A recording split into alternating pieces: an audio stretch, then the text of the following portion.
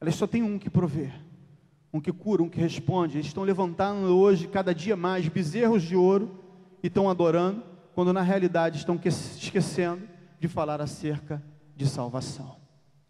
Eu quero dizer para você nesta noite, esse Moisés, ele ficou tão desejoso em ter esse Deus na sua vida. Ele tinha uma necessidade tão grande de ter Deus na sua vida, e ele fala para Deus o seguinte: Senhor, olha, o que eu tenho visto do Senhor é muito bom, provar da tua presença é muito boa, ouvir a tua voz é muito bom, Senhor, mas entenda uma coisa, Senhor, eu quero algo maior, eu quero intimidade, eu quero relacionamento, eu quero que o Senhor venha se revelar para mim, eu quero que o Senhor esteja todos os dias na minha vida, eu quero que o Senhor seja presente, eu quero que o Senhor seja aquele que venha fazer a diferença na minha vida. Eu não quero descer para o povo e falar para o povo de um Deus que eu ouço falar, mas eu quero falar de um povo que eu vivo Ele na minha vida. E nesse momento ele diz para Deus: Senhor, eu preciso de mais. Eu queria que você pudesse abrir a tua Bíblia no livro de Êxodo, no capítulo 33. Êxodo 33. Um homem que deseja a presença de Deus, um homem que quer cada vez mais, um homem que não quer viver somente de gotas.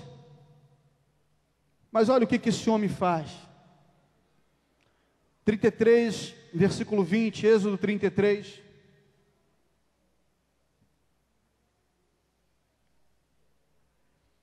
E disse mais: não poderás ver a minha face, porquanto homem nenhum verá a minha face e viverá. Disse mais o Senhor: eis aqui um lugar junto a mim, ali te porás sobre a penha. E acontecerá que quando a minha glória passar, te porei numa fenda da penha e te cobrirei com a minha mão, até que eu haja passado. E havendo eu tirado a minha mão, me verás pelas costas, mas a minha face, tu, o quê? O que Moisés faz?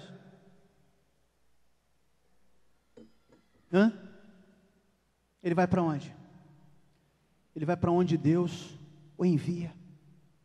Ele faz somente o que Deus lhe ordena. Ele vai para trás daquela fenda, para trás da rocha, e ele se coloca por trás da rocha e fica aguardando o momento tão esperado dele poder conhecer um pouco mais desse Deus.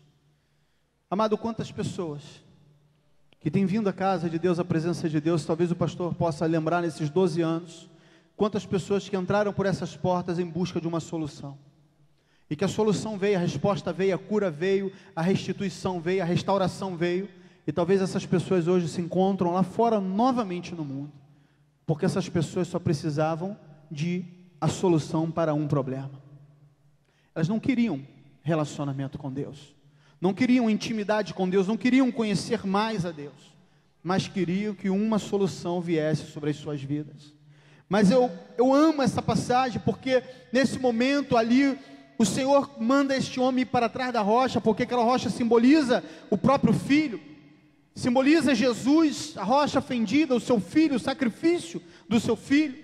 E eu lembro da passagem lá de João 14,6, que quando o Senhor diz: eu sou o caminho, a verdade, a vida, e ninguém vem ao Pai a não ser por mim, o Senhor já estava mostrando para Moisés o caminho que o levaria à graça, o caminho que o levaria à presença, o caminho que o levaria à intimidade, o caminho que o levaria até a presença do Pai. Mas é um caminho de verdade. Meu amado, muitas das vezes nós não conseguimos permanecer no caminho, sabe por quê? Não somos verdadeiros com o Senhor. Entramos e saímos, muitas das vezes zigue-zagueando pelo caminho, muitas das vezes queremos, nos esforçamos, mas os atrativos no mundo, o que o mundo tem colocado é muito mais forte, nos afastamos, quando na realidade o Senhor quer que possamos conhecê-lo. E a palavra do Senhor, para finalizar, eu queria abrir a palavra de Deus em 1 Coríntios, no capítulo 2, no versículo 9. Quando o amado pastor leu aqui Romanos, falando acerca dessa grandeza desse Deus, olha o que eu queria que você pudesse observar nessa noite. 1 Coríntios capítulo 2, versículo 9, diz assim, ó: Mas, como está escrito, as coisas que o olho não viu e o ouvido não ouviu e não subiram ao coração do homem, são as que Deus preparou para quem? Para quem? Somente para os que o amam. Quando Deus disse para Moisés: eu sou o grande eu sou, Ele falou isso para Moisés porque Ele viu o amor de Moisés.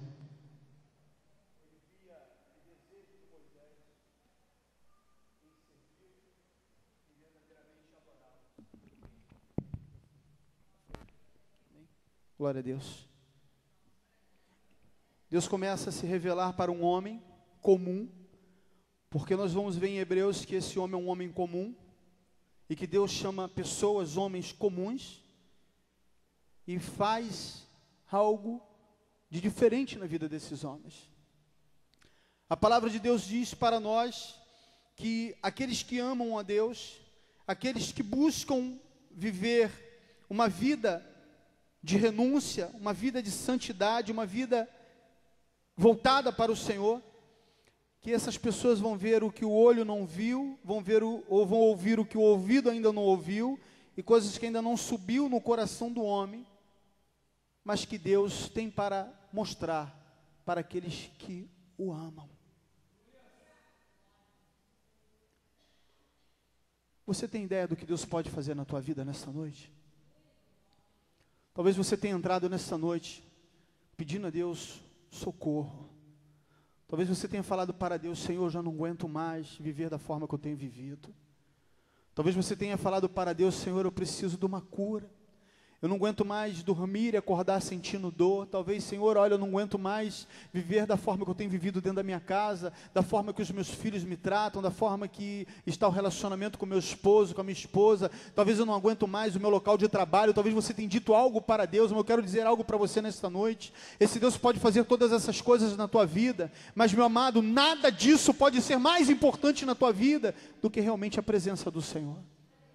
Muitas das vezes nós queremos tanto a provisão de Deus, desejamos tanto, chegamos e falamos em um bate-papo: olha, Deus me curou de um câncer, Deus me curou de um problema de coração, Deus me curou disso, Deus me curou daquilo, mas daqui a 10 minutos as mesmas pessoas olham para as nossas vidas e não conseguem ver a presença desse Deus na nossa vida.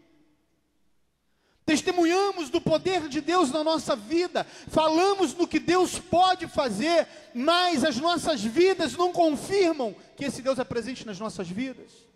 E quero dizer para você nesta noite, amados, se esses atributos de Deus não estiverem relacionados às nossas vidas, certamente vamos desfrutar de tudo isso, mas não teremos uma vida eterna.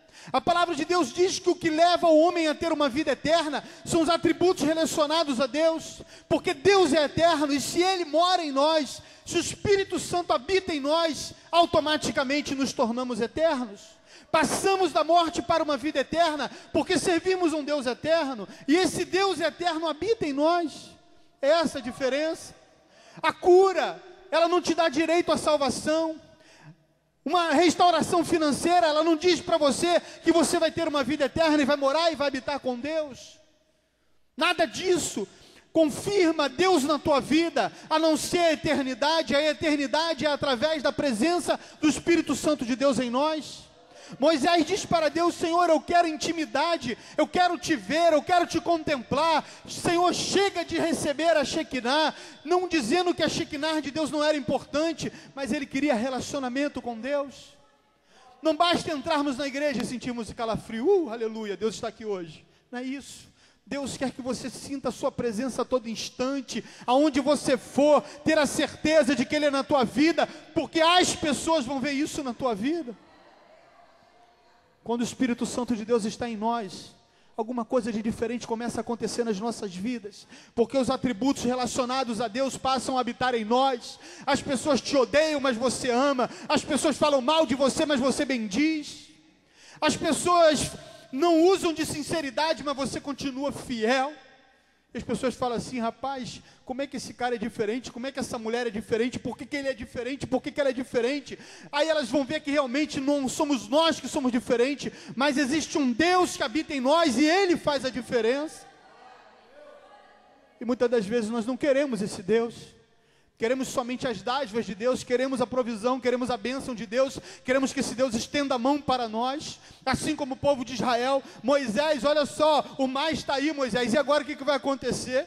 Eles estavam jogando a responsabilidade, como se fosse Moisés, não, ele era o pastor daquele povo, e o povo passava a responsabilidade e dizia para o pastor Moisés: olha pastor, o mar está aí, pastor, o que eu faço agora? Ele fala: calma, Deus tem uma resposta.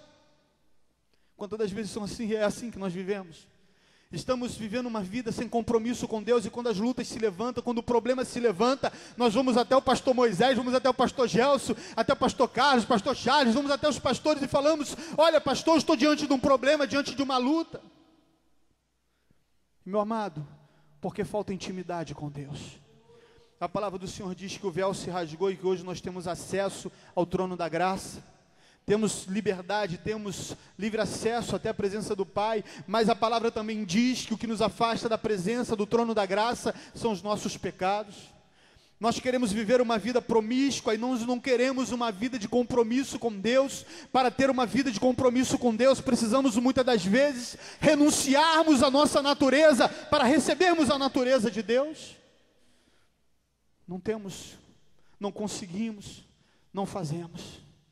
Não consigo amar, não consigo perdoar, não consigo olhar nem no olho daquele irmão, me faz mal. E onde o Espírito Santo de Deus está nisso tudo? Deus nessa noite quer que o governo de Deus seja estabelecido na tua vida. São 12 anos de ministério, talvez você já está há alguns anos fazendo parte desse ministério, e você ainda não conseguiu viver esse Deus na tua vida. Por quê? Porque você vê pessoas entrando e alcançando, crescendo, pessoas sendo transformadas, pessoas crescendo na vida espiritual, você vê pessoas sendo libertas e tudo, você olha para si e fala assim: pastor, não acontece na minha vida. Por quê? Porque precisamos desejar isso na nossa vida. O povo todo estava lá embaixo preocupado com o alimento, o povo estava preocupado com a água, o povo estava preocupado em sair logo daquele deserto, o povo estava preocupado com tantas coisas, mas não queriam a presença de Deus. Moisés tinha as mesmas necessidades, ele tinha os mesmos problemas que aquele povo tinha, mas ele tinha um desejo no coração de receber, de conhecer cada vez mais o Senhor.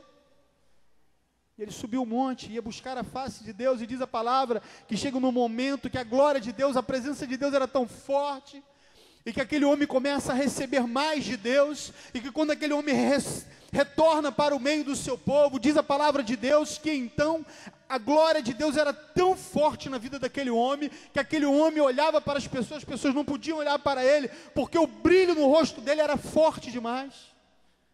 Quando as pessoas olham para nós, o que elas veem? Um olhar de ódio, de rancor, de sofrimento, de tristeza. O que as pessoas veem em nós? Será que elas realmente veem, nos olham e veem em nós esse brilho de Deus na nossa vida? Quero dizer para você, amado, que você não pode ter problema, não é isso. Mas acima de todos os nossos problemas e das nossas lutas existe um Deus. Nós não buscamos esse Deus pelo que Ele pode fazer, mas pelo que Ele é nas nossas vidas.